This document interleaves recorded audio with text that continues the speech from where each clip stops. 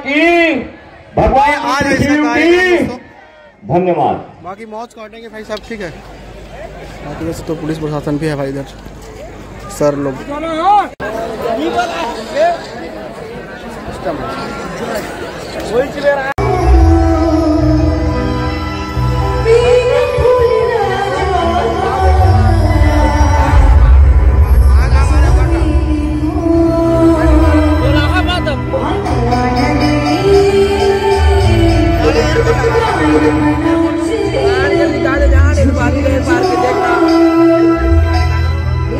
देख रहे थे।